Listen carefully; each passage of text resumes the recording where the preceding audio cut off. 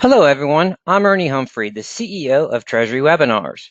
Thank you to everyone for taking the time to join us for our webinar today, T&E Expenses Matter, establishing the visibility and control your company deserves. I would like to thank our webinar partner, SAP Concur, whose strong commitment to thought leadership helps us make this webinar possible today.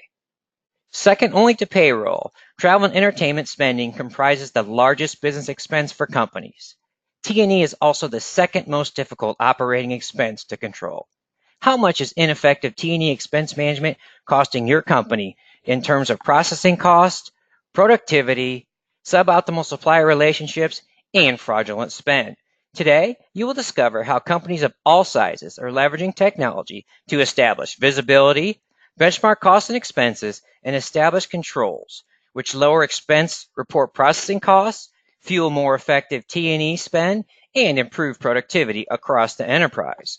Before I delve into the content, I'm going to offer a few quick words about Treasury webinars, cover a few housekeeping items, and review our learning objectives as they are our value proposition to you for investing an hour of your valuable time with us today.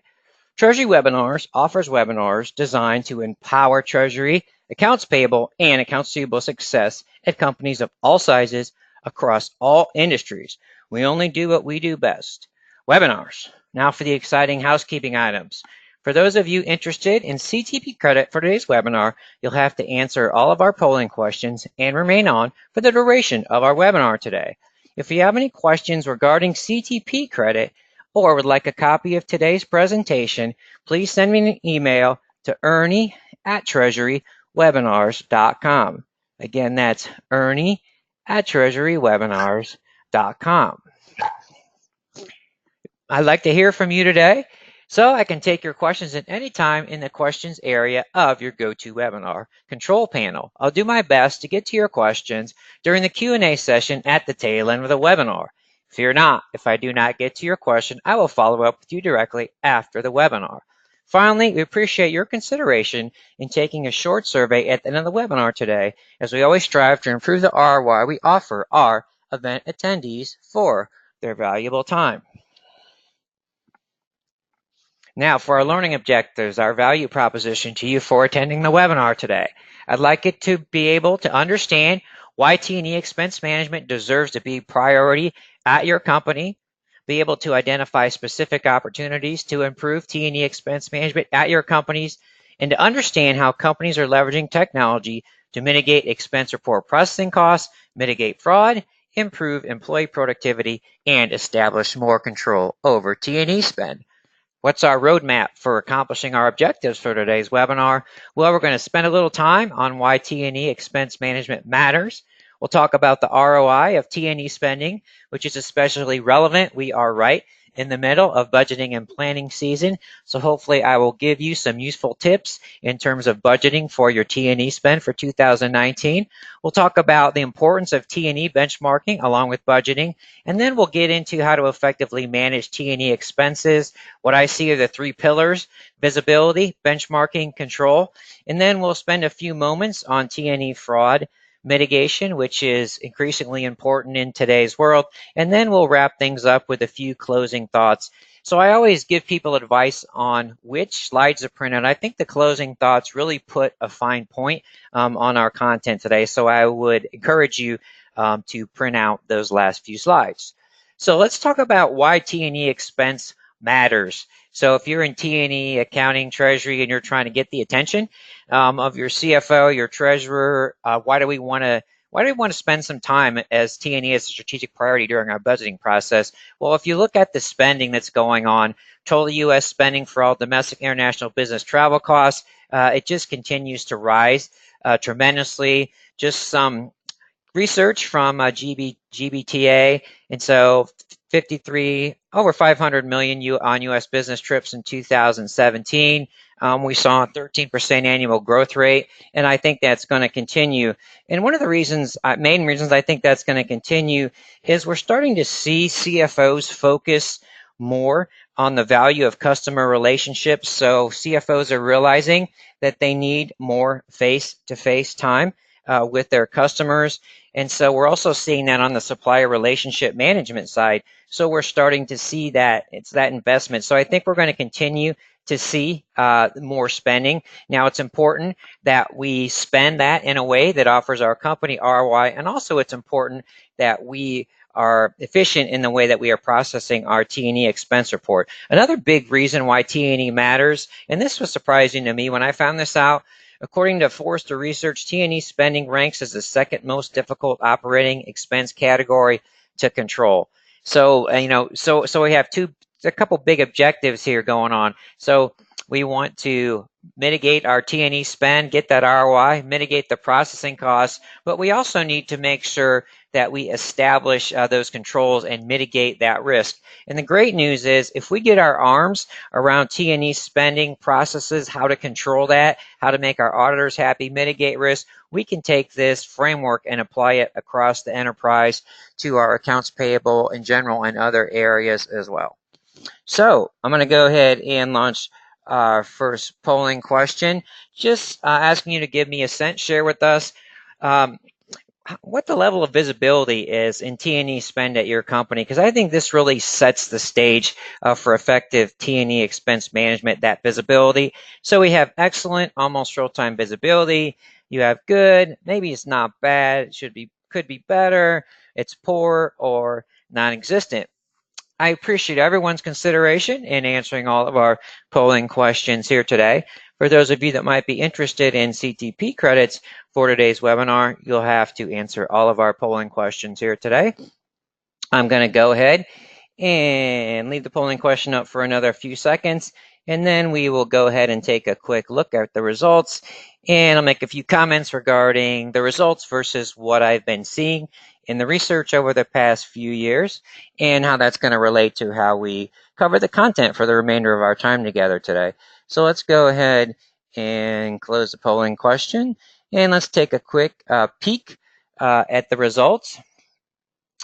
I am glad to see that 47% of you are in the good category, which to me means that we might have some blind spots and room for improvement. And so what I'd really like to see, and where I'm starting to see some trends as we have companies of all sizes invest in T&E automation, a great part of that is the visibility into the T&E spend. I always say you can't manage what you can't see. So we'd like to see everyone up in that excellent category. And then it's not bad, it should be better. So those of you in that category, I would imagine you may be using something like Excel or from your ERP system to look, and then poor, non-existent. So I think there's definitely room for opportunity. Like I said, this is going to be one of the pillars. So one of the things that's really important is once you start to see that visibility, and it's amazing how far down you can go.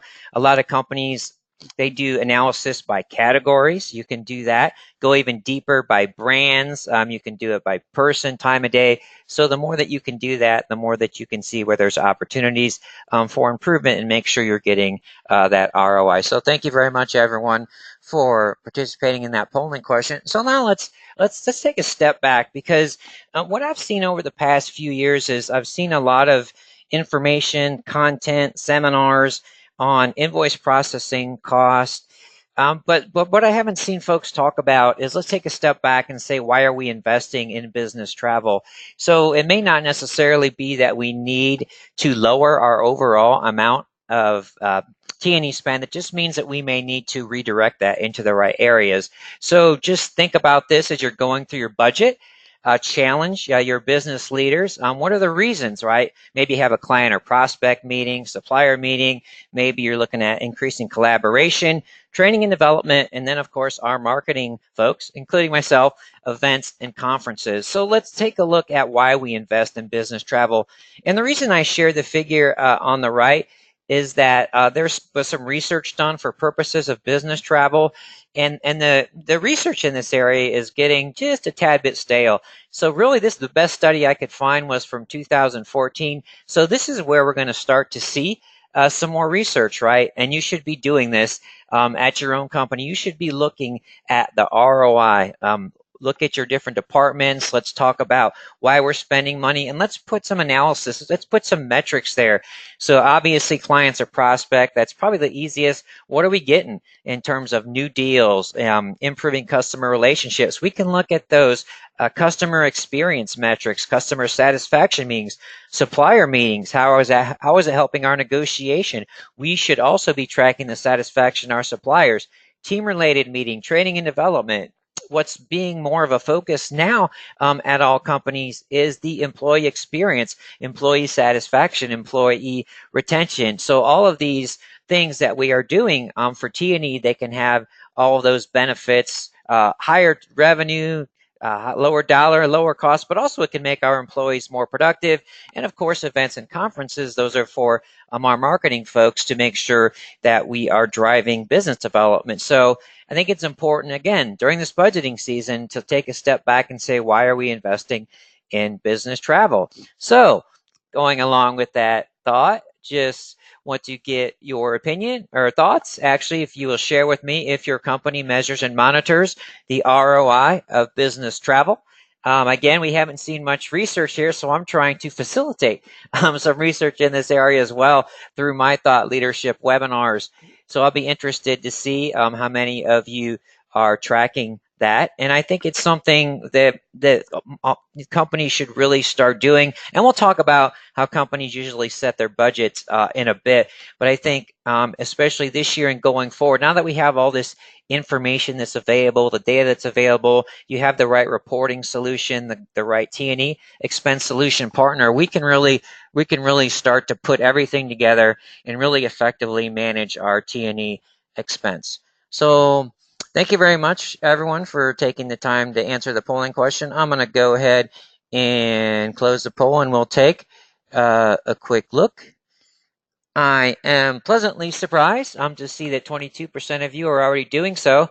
I'm not surprised that almost 80% of you are no, or you don't know yet. So this hopefully will, among the other ROI benefits from the webinar, hopefully this made you think. And I always ask folks to say, there needs to be a takeaway from my webinar today. And I hope one of those takeaways is going to be, for those of you that don't measure the ROI, let's go back and find out why, or let's talk about how we might do that. So those of you that don't know, maybe go and find out. If you're the CFO and you're not in charge of T&E spend, you might go have that conversation.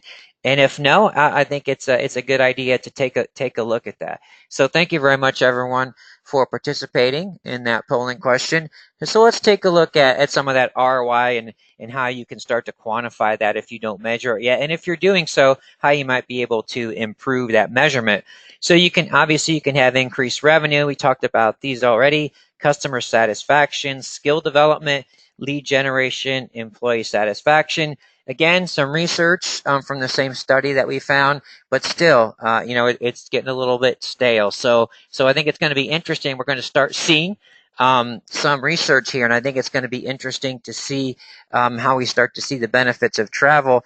And so we're going to start to say, okay, how do we justify that T&E spend that we have? So what are we getting out of it? Business development, client service delivery. But what I'd like to see over here in this graph is customer satisfaction, skill development, lead generation, employee satisfaction. Then you'll be able to really make that business case, especially if you're going to want to increase that business travel at your company.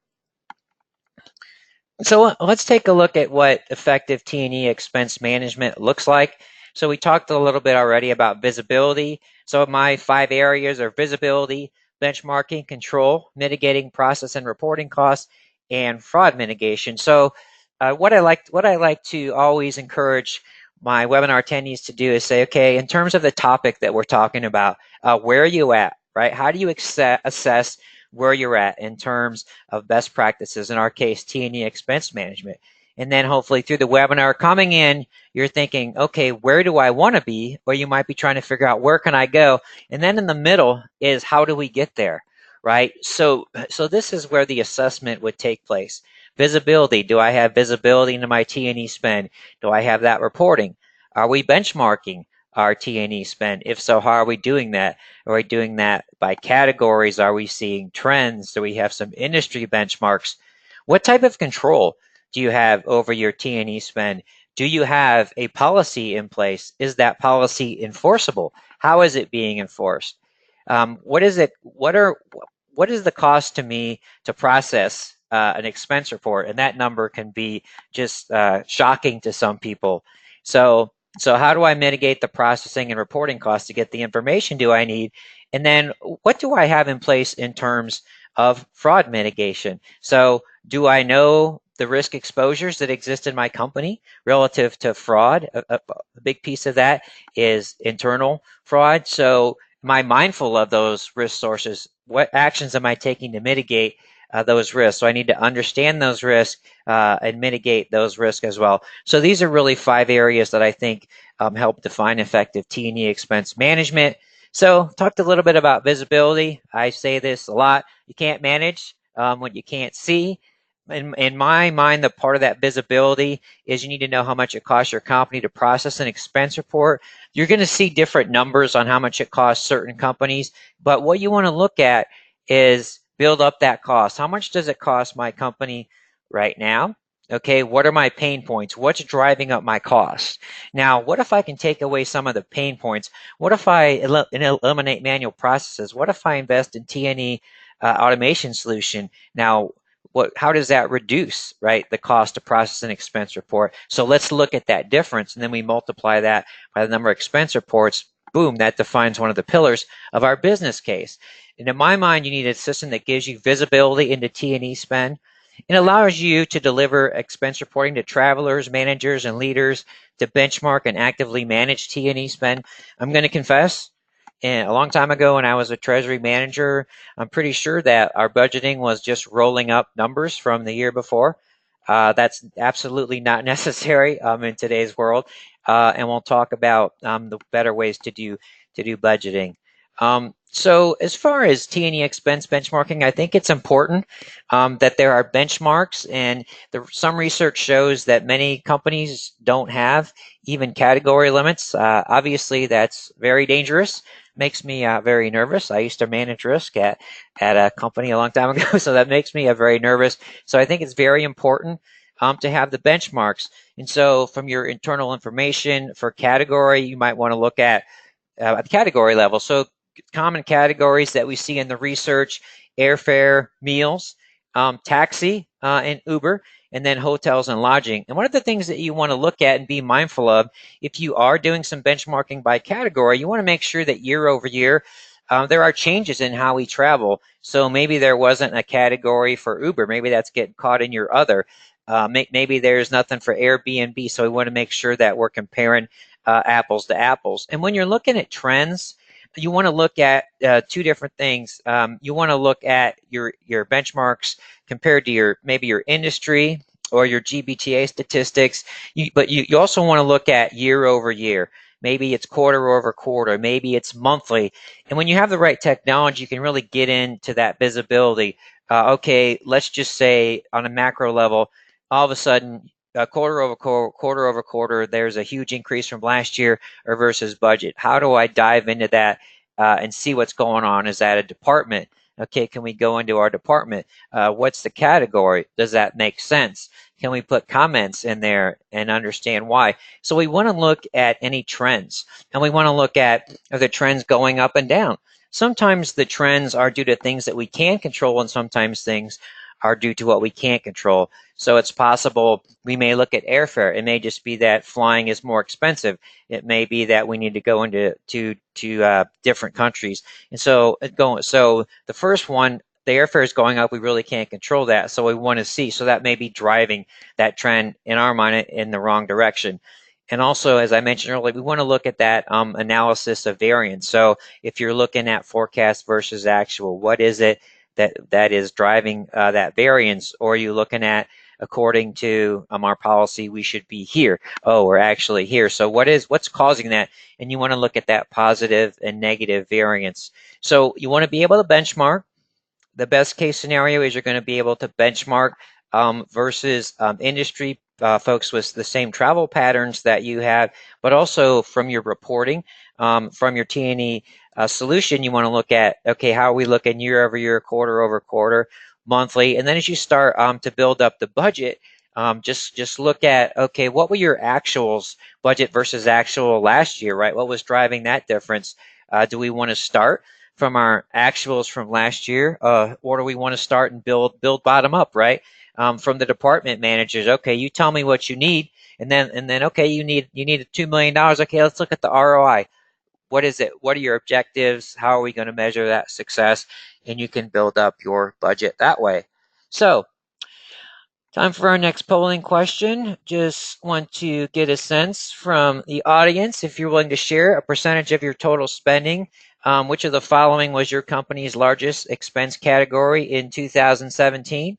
Among the following: meals, mileage, airfare, lodging, or maybe you do not track. And once we have the polling question out for a few seconds, we'll take a quick peek and I will give you some insights regarding what I'm seeing in research and what my expectations are going forward.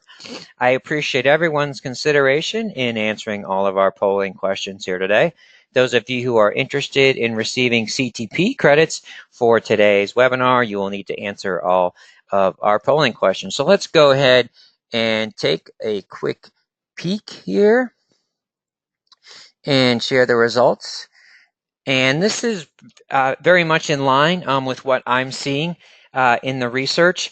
We're seeing much more tilt towards airfare, which makes sense per my earlier comments on why I think T&E spending has continued to go up. So we're starting to once again value the face-to-face communication, not only with our customers, but our suppliers and our team building as well.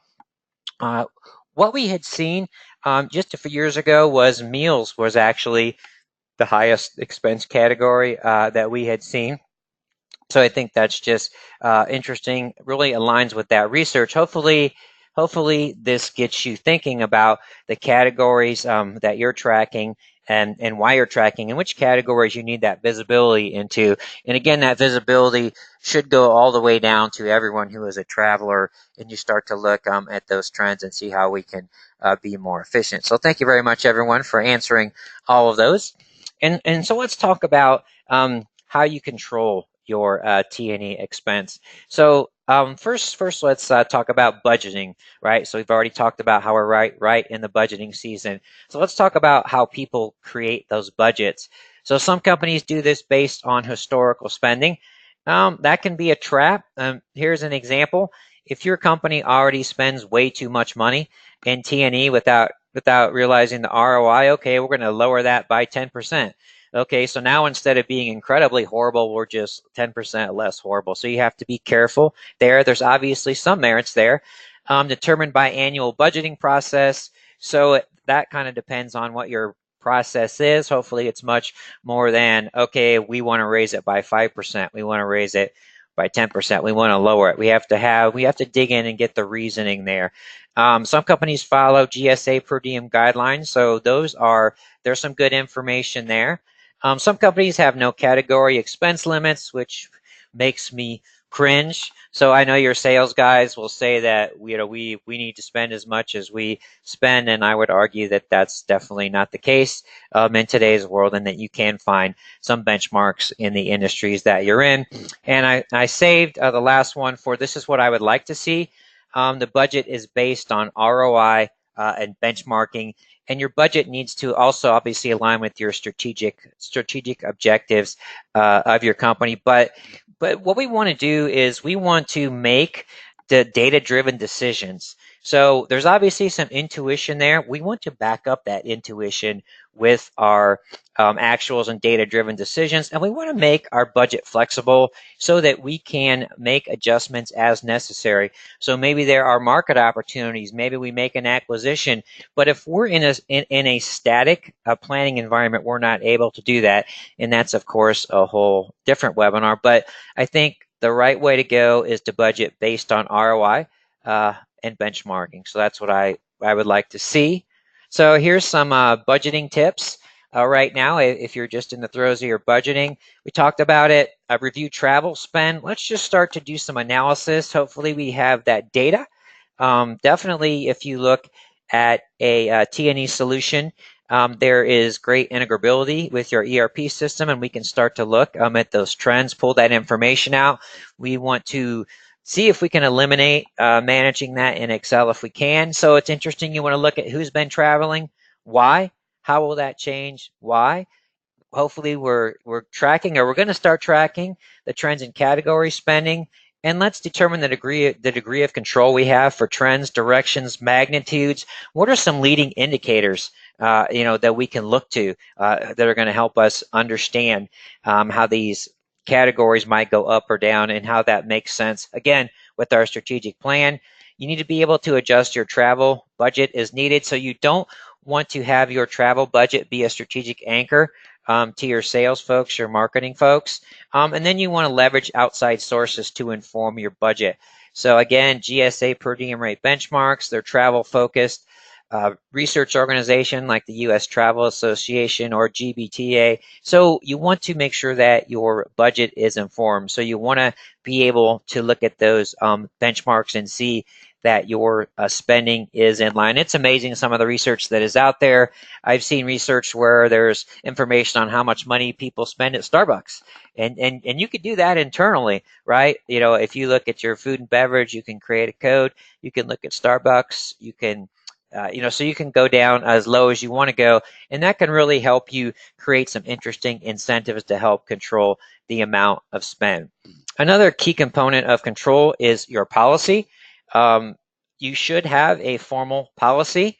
It needs to be an enforceable policy. So if you have a policy that's so detailed it's impossible to control just because of your manual processes, it's not really going to do a lot of good. I believe it needs to be a flexible policy, so you need to allow some flexibility for changes in business dynamics.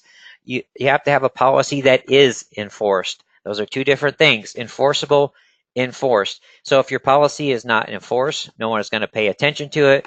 We need to monitor and track all of the spending that is outside of our policy guidelines. And this is a point that I make often in my T&E webinars.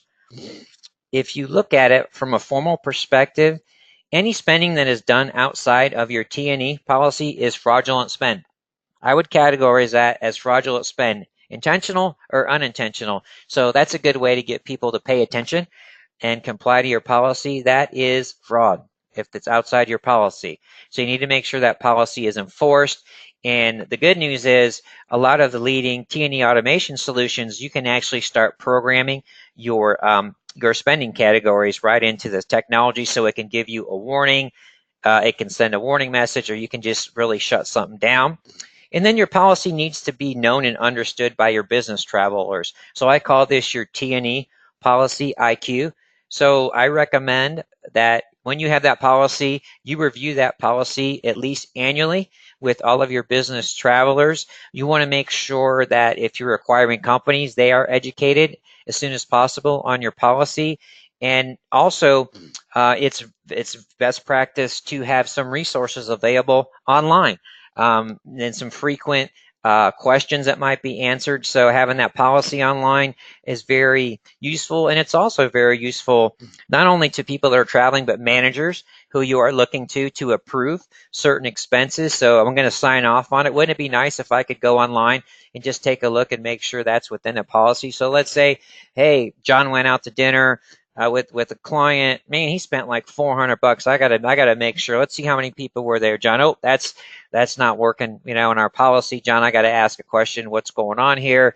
I don't know if I can approve this because this is going to come up. It's going to flag our internal audit. So those things are tremendously important. And then when you're looking at your policy, you want to make sure these things are in your policy.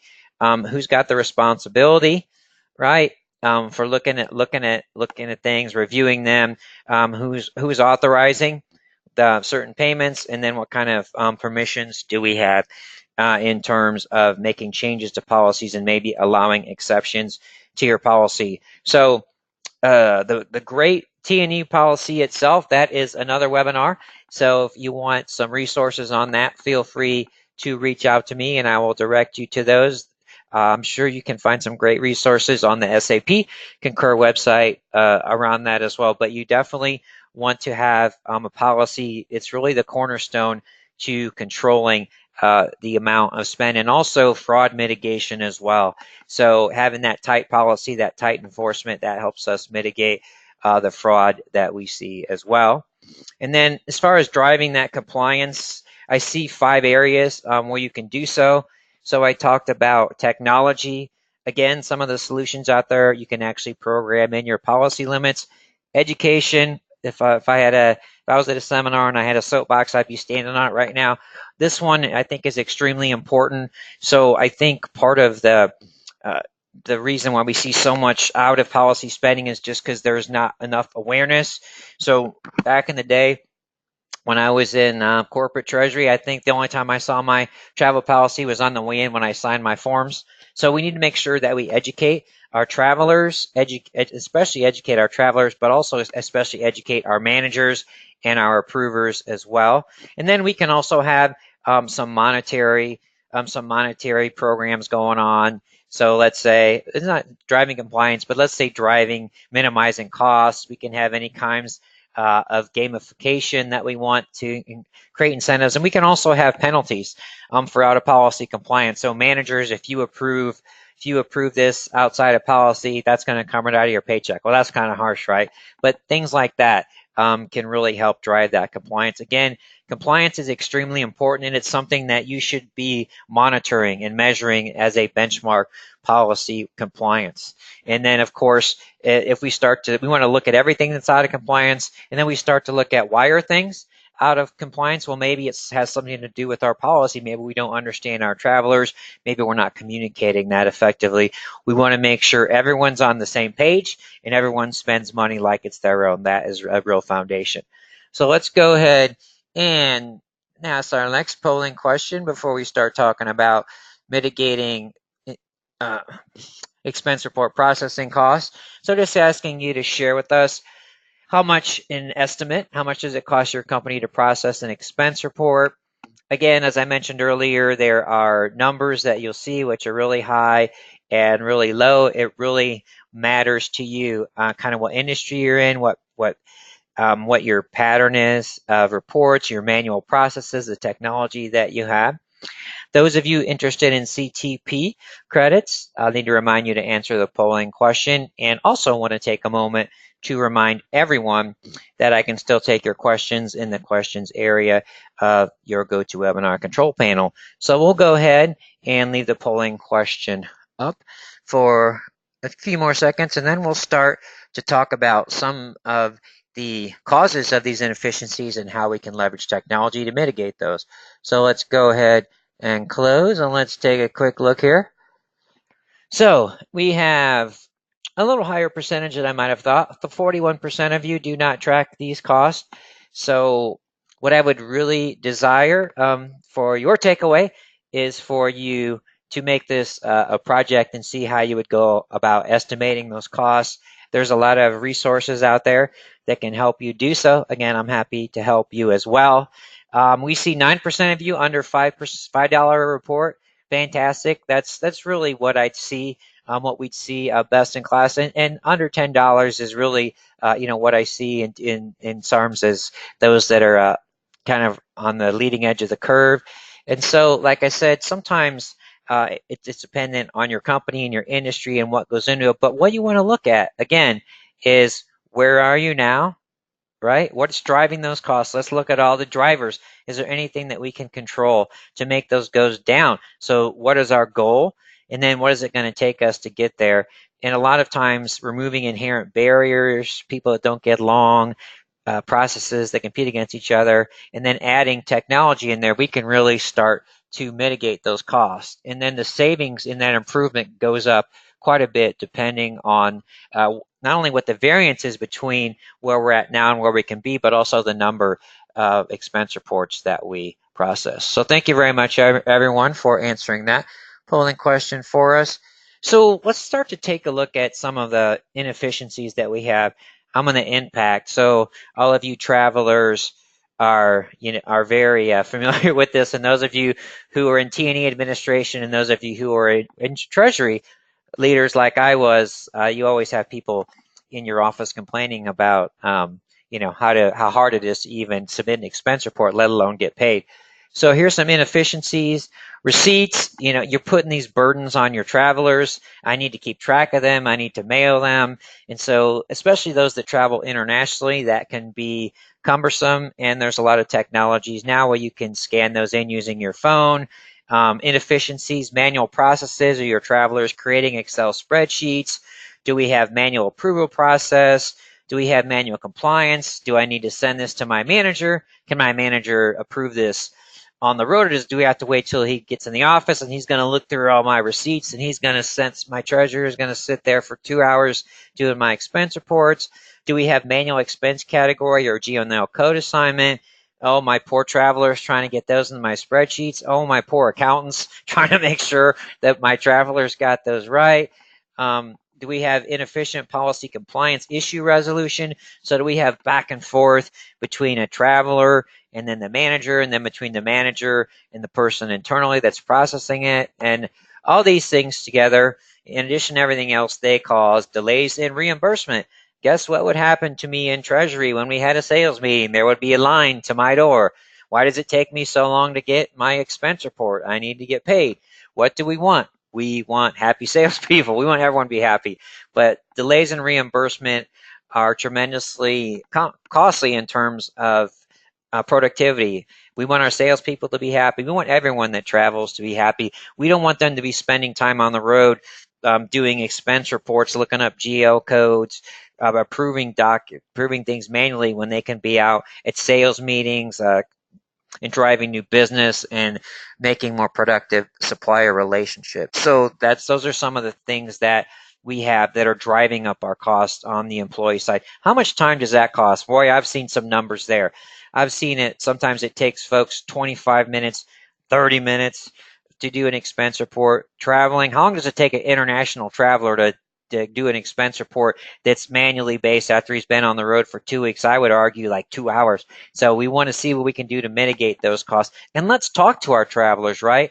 See how long it takes them. Let's find out why.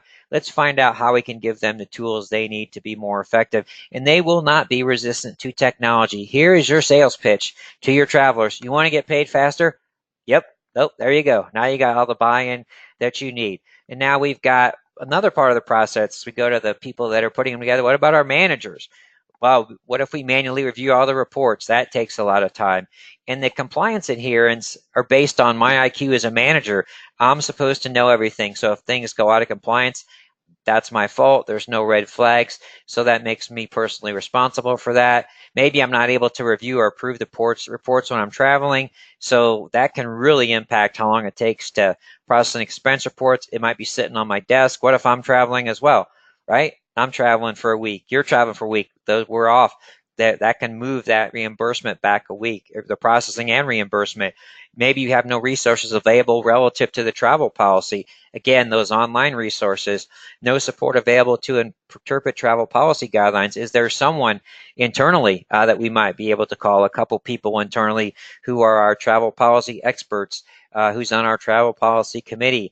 I think we can do that electronically now and take most of those questions, especially with those FAQs. So these are things you might not think about unless you're really kind of, in the weeds. But as you start to look at that cost, so let's take that exercise, let's estimate that cost, and let's talk to all the people that are involved in this, people, process, and technology, and let's start to build that cost up. And as we know people are involved, let's ask them, right? What is it? What are your pain points, right? And then you can take some of this few of these presentation slides and ask them and say, oh, well, what about this, this, this? Okay, well, how much does that cost us? Well, then you say, I've got good news for you. We're looking at some technology. We're going to be able to remove those pain points. So if I remove this, how much time do you think this is going to save? And then you can ask them, let's say, so if Jane had 3 more hours a week to not do these manual things, what else could we have her do? I mean, I know we've got supplier relationship management. Maybe we need to look at a corporate credit card program. All these different things. How can we improve accounts payable, supplier relationships? So there's just so many ways that we can benefit from that. And then our accountants, they're looking at lost and missing receipts. There can be untimely submission of reports. They could get dinged for that. If they have manual reconciliation of receipts to numbers on reports, or sitting there trying to match Most people have some interesting math, even if you have Excel. Boy, I've seen some interesting math. Manual data entry. Again, inefficient issue resolution with travels, manual review of policy compliance. So hopefully you can see the cost is impacted by so many different departments, so many different people. It can be impacted by the systems that we use as well. So there's all these different, when we get visibility into what's causing that, driving that overall cost, we can start to see low-hanging fruit into areas. And what you'll see pretty clearly is that, if we automated a lot of this, we would save a whole lot of money, and that's just invoice processing costs. That doesn't even talk about lowering our T&E expense spend itself, or improving the productivity that we have, or improving our working capital management. So there's a lot of different dimensions to that value proposition. So let's talk a little. Let's get a little benchmark where the audience is here in terms of technology. Just asking you to share with us the primary system that your company uses to manage T&E expenses. Do you use Excel? Do you have a homegrown solution? Do you have an ERP system, or maybe an ERP module as your primary system? Do you have a web-based software like Certify Concur? Or do you have like a paper-based, or you don't know? I want to remind everyone that we can take your questions in the questions area of your GoToWebinar control panel at any time throughout the webinar. And I once again want to appreciate everyone's consideration in answering all of our polling questions. I hope they make things seem a little bit more interactive, and I'm doing my best to relay on what we're seeing here with research, but also to spend more or less time in certain aspects that I want to communicate on the webinar. So let's go ahead and close that polling question, and let's take a quick look. And this is a bit shocking to me, to be honest with you. So we have 17% in Excel. I usually see a much higher rate than that. So let's go down, and we'll talk about the cost of using Excel in a few slides here. Homegrown solution, that can be dangerous for a couple of different reasons. One is you have to keep that system up to date. You have to have patches. You have to host it on the server. You have to have people that know how to use it. So there's a lot of maintenance and IT costs that go into that, and especially when you are growing business dynamics. So oftentimes it's inflexible for that. Those of you that are using an ERP or ERP module, those things were really not designed. They might be called expense management, but they're not really designed for effective T&E expense management. The functionality they have doesn't hold a candle to what we see on the cloud-based T&E expense management solutions now. And some folks look at it, having that T&E expense management solution as a way to supercharge that ERP. And so 9% of you may have paper-based, or you don't know. So that's definitely should be an incentive for you to have a conversation and see what's out there. And those of you that are using a cloud-based T&E expense management system, there's obviously some very important information here, in that you want to make sure that you're getting the most value possible out of your solution.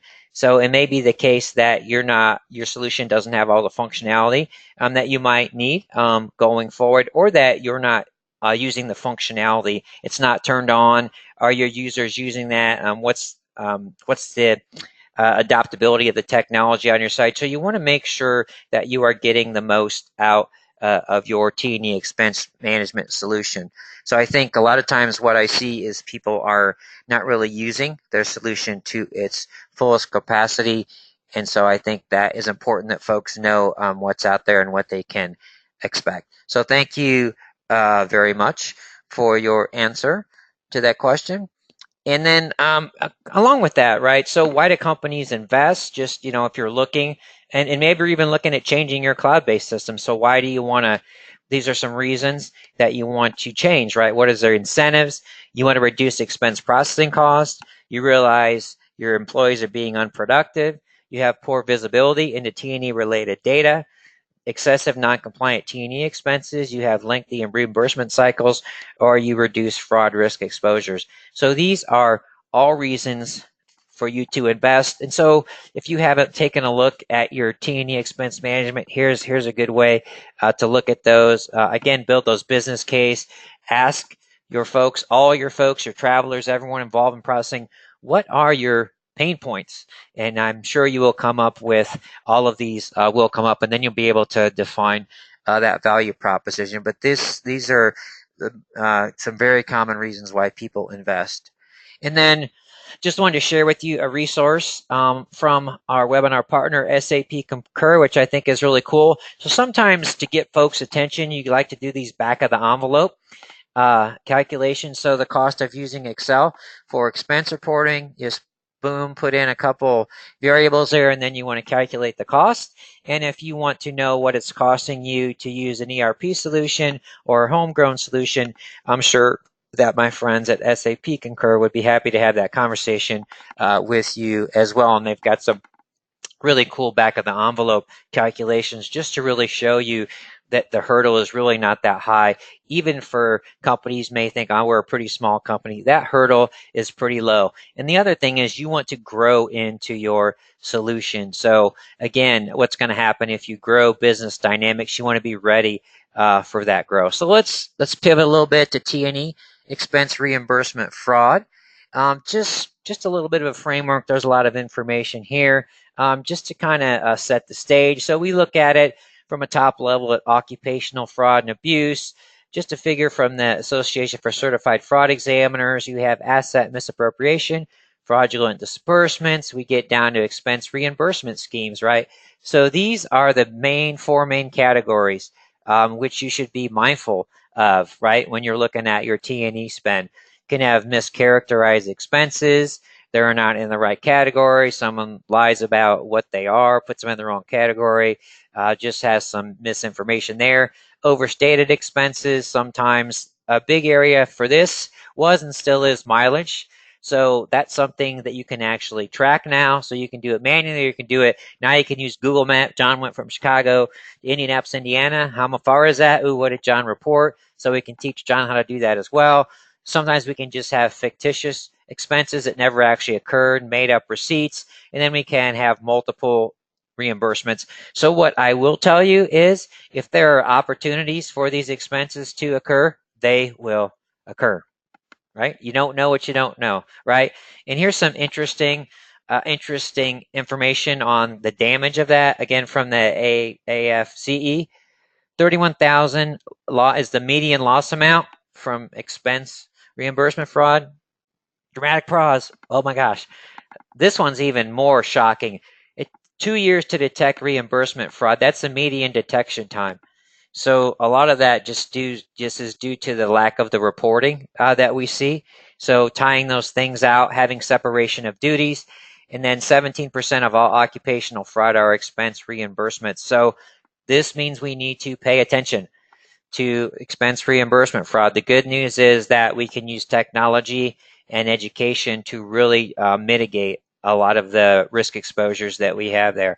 So what are the fraud exposures? Of course, those of you who listen to my webinars, you knew we were going to talk about people, process, and technology. You're surprised it took me 50 minutes, right? So we have people, right? Just it's people by nature. They're fictitious, overstated, mischaracterized, or duplicate expenses. Your process, you can have ineffective controls or oversight in identifying your out-of-policy expenses, and your technology can just be ineffective because it's manual. The controls aren't in place. You don't have an audit trail. You have only manual audits, manual controls. So you don't really have the technology in place to mitigate these things. And a lot of these exposures are caused by manual processes, ineffective workflow, exception items, and also just non-compliance with policy. So if you have a culture of non-compliance with your policy, the probability that you are going to have fraud is going to go up tremendously. So let's just take that out of everyone's mind. Let them know you're watching and the consequences of you watching. So we're not trying to make people, Carol and I were just trying to make people say, spend money like it's your own, and know that if you're not, we're going to find out. It's easy as that. So why do companies fail? So why do we see this fraud? A couple of these I've mentioned before. Some companies only audit a small percentage of the expense reports and do it manually. They don't have a formal T&E policy. They don't train their employees. We talked about that T&E policy IQ. The policies are too vague or out of line with the benchmarks. Enforcement is lax or non-existent. And then again, opportunities for fraud exist. So you want to look, do any of these things exist at my company? We got to get rid of those. We get rid of those, we're going to mitigate our T&E fraud exposures. So here's those preventative measures. This is a policy. This is something I would print out as put my practitioner hat on. Yes, I love this slide. I need to print this out. So you want to implement a formal written travel and expense policy, train all your travelers, establish accountability in complying with all policy revisions. You have to enforce all of your policy revisions, and then you have to implement cost monitoring measures such as you want to look at the data, monitoring, analysis. We want dashboards. We want data. We want to see what's going on with our trends. Make sure they're in line, and you can go down and look at things. Go down to the departmental level. Woo, wait, they're way out of line. Where's that $20,000 come from? Where's that $10,000 come from? Some people say, you know, what happens over time is someone's going to pick you with 5, 10, 15, 20, but we can still monitor that. We can still look at those out of policy terms. We can look at certain trends. Why does John always expense $25? It is, or is it, and the same number. So there's a lot of different ways to prevent that fraud. So let's wrap things up with some closing thoughts. And those of you who were kind enough to ask questions, I will follow up with you directly after the webinar. I want to make sure that I hit these takeaways because I think they are extremely important and put a fine point on the value of today's webinar. So specific tactics to improve T&E expense management. So this is what, as a practitioner, this is part of the reason I do what I do. So I have a strong commitment to offer you takeaways, things that you can actually use from the webinar. So what you want to do, specific tactics. You want to automate key components of T&E expense management. What are the things you want to look for? Direct feeds, autofill technology, automated approval workflows. You want to take measures to improve and enforce your T&E policies. We talked about some technology, automate compliance. You want to benchmark your T&E spending and policies. You want to arm travelers with better technology to make the management simpler and faster and let them get paid. And you want to leverage analytics to improve your intelligence and data around T&E spending. So the pillars of effective T&E expense management, again, you want to have visibility, benchmarking, processing cost mitigation, and control. If you're looking to put that business case together, what are some of the components there? We have processing cost mitigation. Again, if we do not measure that cost, we want to make sure that we do that. And we want to see where are we at now, right? Where could we be, right? What is the estimated savings there? Fraud cost mitigation. So again, we talked about how to do that. Technology is a good way to do that. Also, a good way to do that is to make sure to take control of how you are reimbursing your employees. If you can, do not send checks. Checks are extremely costly, and they also they've also introduced risk exposures. It gives us improved working capital management, so we have a better idea of when we are going to need the payments, what those payments are. So it allows our Treasury professionals to deploy cash more effectively. And then we have improved productivity across all the departments that I mentioned. And also we have improved happiness of our employees, especially our travelers as well. So, and then let me take a minute and talk about the business case for effective investing in effective T&E expense management. So there's two things that I really look at. There's two different things that are very important. One is putting that business case together. So in putting that business case together, you want to involve all those people that are going to be impacted by any changes that you're going to make, maybe in processes, maybe in automating your T&E processes, maybe and how you budgeting. You want to get those people all in the same room.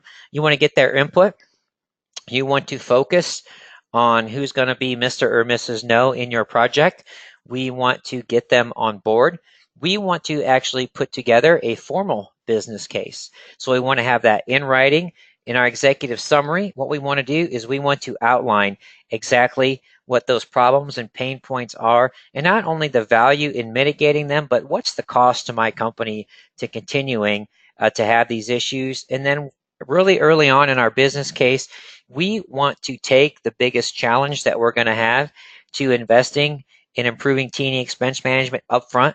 So maybe you'll say, well, I just don't think it's important as something else. Well, we've got a pretty strong business case, right? So let's lay that out front. We're impacting productivity. We're at bottom line cost savings, which go over and over. We're making the salespeople happy. So we have that very strong business case. So you have to put that business case together. And then on the communication of the business case, you need two constituencies that you're going to need to get on board.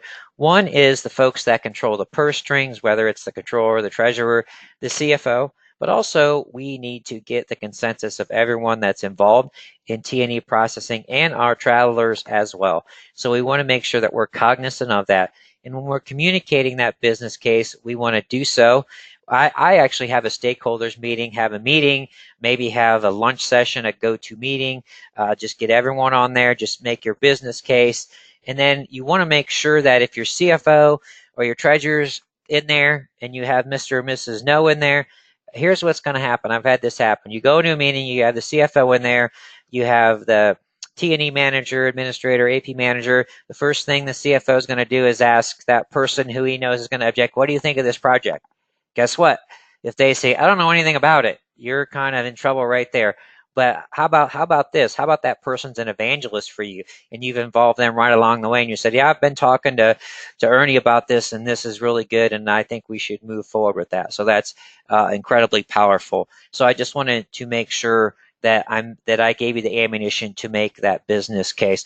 So I'm going to go ahead and launch our final polling question as we have a few closing comments for the webinar today. So thank you. So I want to make sure that everyone is cognizant of this value proposition. It's really companies of all sizes. It absolutely makes sense. I saw through some of your polling question answers that there's definitely opportunities for you to learn more, and I think it's great to invest in learning more about the value that effective T&E expense management can have at your company. I also want to once again thank our webinar partner for today's webinar, SAP Concur. We share their strong commitment to thought leadership, and we sincerely appreciate their support. And finally, a big thank you to you, our audience, for your valuable time today. Please let us know what we can do better and make the rest of your day great, everyone.